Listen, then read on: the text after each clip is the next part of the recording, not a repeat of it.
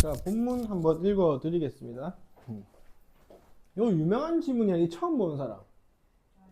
이게 되게 유명한 지문이거든.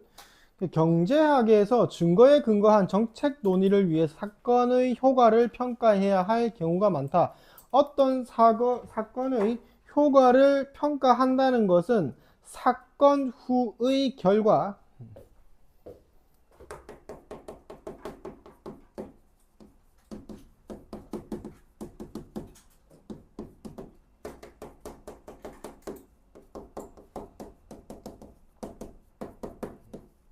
사건 후의 결과와 사건이 없었을 경우,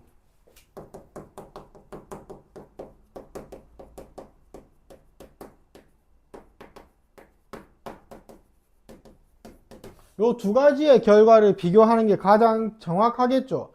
그런데 가상의 결과는 관측할 수가 없으므로 실제로는 사건을 경험한 표본들로 구성된 시행 집단의 결과.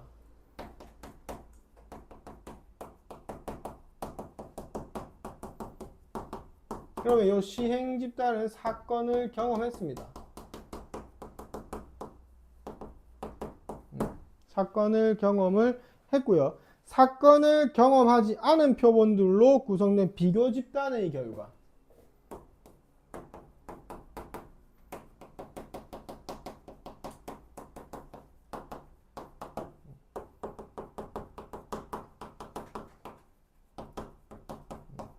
사건을 경험한 집단과 사건을 경험하지 않은 집단. 근데 이 집단과 이 집단이 완벽하게 같지가 않잖아.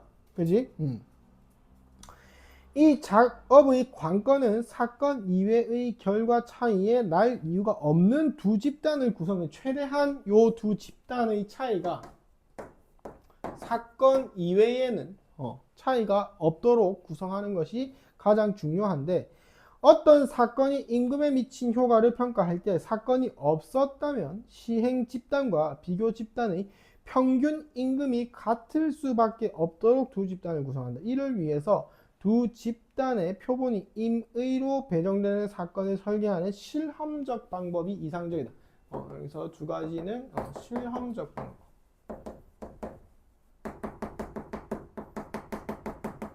을 통해서 하는 것이 가장 이상적이다. 그러나 사람을 표본으로 하거나 사회 문제를 다룰 때는 이 방법을 적용할 수 없는 경우가 많다. 그래서 무엇을 적용한다? 이중차분법.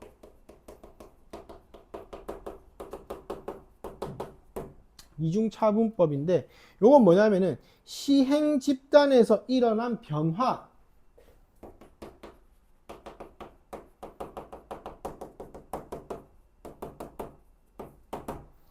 와 비교 집단에서 일어난 변화,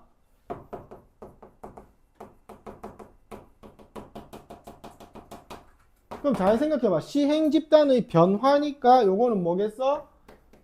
전, 후 비교한 거겠죠. 요것도 뭐 전, 후 비교한 거겠죠. 그죠? 그래서 빼기를 하는데 전후 비교할 때 한번 뺄 거 아니야. 요것도 전후 비교할 때 한번 뺄 거 아니야. 그래서 몇 번? 두 번 뺀다라는 거죠. 그래서 뭐라고? 이중으로 차분한다. 이중차분법.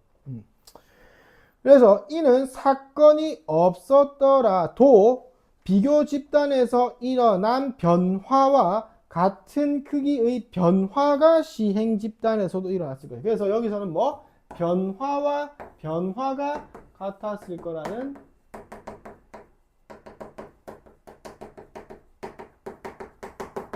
평행추세 가정이 있어야 된다. 이 가정이 충족이 되면 사건 전 상태가 평균적으로 같도록 두 집단을 구성하지 않아야 된다. 그러니까 거의 같도록 안 해야 된다. 그 변화와 변화값이니까. 3문단. 이중차분법은 1854년에 스노가 처음 사용했다고 알려져 있고, 두 수도 회사로부터 물을 공급받는 런던 동일 지역 주민들이 주목했고, 수원을 사용하는 두 회사 중 한 회사만 수원을 바꿨네. 수원이라고 하면 물의 근원이죠. 물의 근원을 바꿨는데 주민들은 수원을 몰랐고, 수원이 바뀐 주민들과 바뀌지 않은 주민들이 수원 교체 전후 콜레라로 인한 밑줄 치세요. 사망률의 변화를 비교했어. 그래서 공기가 아닌 물을 통해 전염된다. 경제학에서는 1910년대에 최저임금제 도입 효과를 파악하는데 이 방법이 처음 이용된다. 그래서 변화를 비교했다. 3문단 평행 추세 가정이 충족되지 않는 경우에 이중차분법을 적용하면 사건 효과를 잘못 평가하게 된다. 예컨대 자 기억이 74번하고 연계되겠죠. 어떤 노동자 교육 프로그램의 고용 증가 효과를 평가할 때 일자리가 급격히 줄어드는 산업에 종사하는 노동자 비중이 비교 집단에 비해서 시행 집단에서 더 큰 경우에는 평행 추세 과정이 충족되지 않을 것이다. 그렇다고 해서 집단 간 표본 통계 유사성을 높이려고 사건 이전 시기의 시행 집단을 비교 집단으로 설정하는 것이 평행 추세 과정의 충족을 보장하는 것은 아니다. 예컨대 고용처럼 경기 변동에 민감한 변화라면 집단 간 표본의 통계적 유사성보다 변화 발생의 동시성, 그러니까 고용이라고 하는 게 경기 변동에 민감하단 말이야. 그러면은 두 집단을 동일하게 하는 것보다 동시에 일어난 사건을 적용한 집단으로 비교하는 것이 더 낫기 때문에 동일한 집단의 과거를 사용하는 게 무조건 더 좋은 것은 아니다라는 이야기예요. 그래서 5문단 여러 비교 집단을 구성해서 이중차분법을 적용한 평가 결과가 같음을 확인하면 평행 추세 과정이 충족된다. 그러니까 여기서 여러 집단, 이 집단을 여러 개로 변화값을 준 다음에 이 변화값들을 다 비교했을 때 같은 값이 도출된다면은 평행 추세 과정이 충족된다 라는 결과치가 나올 수 있다라는 거예요. 또한 시행 집단과 여러 특성에서 표본의 통계적 유사성이 높은 비교 집단을 구성하면은 위협받을 가능성을 줄일 수 있다. 이런 방법들을 통해 이중차분법을 적용한 평가에 대한 신뢰도를 높일 수 있다. 그러면 문제 76번까지 한번 풀어보세요. 74번 잘 푸셔야 돼요. 74번.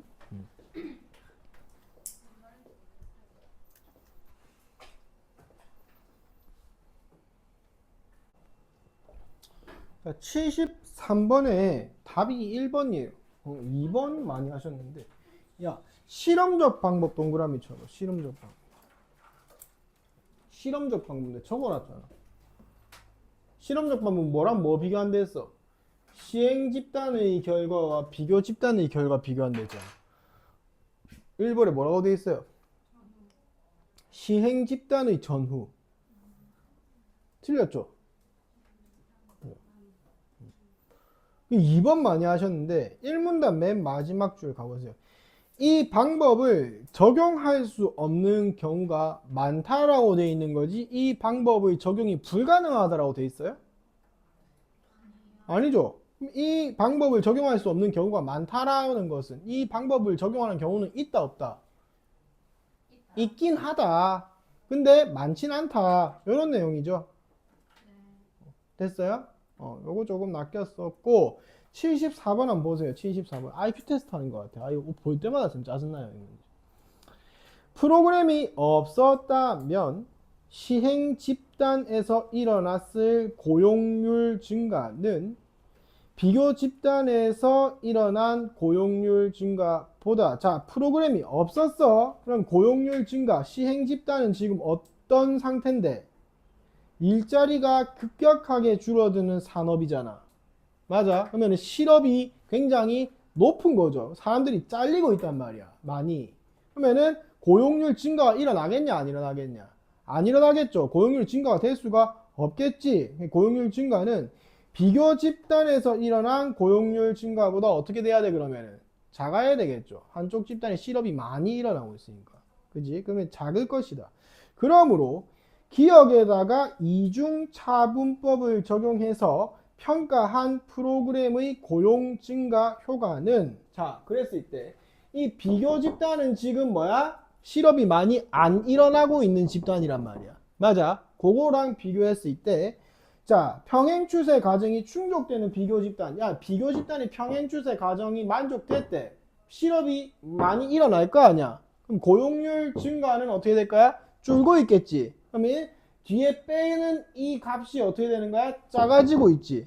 빼는 값이 작아졌으니까 뭐가 돼야 돼? 경우의 효과보다 잠깐만. 또 헷갈리네.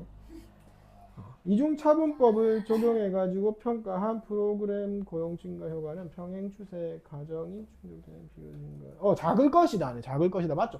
얘가 값이 더 크니까 뒤에 값이 그지? 얘가 뒤에 값이 더 작잖아, 그지? 얘가 더 작죠, 그죠? 그러니까 얘가 커야 되는 게 맞죠?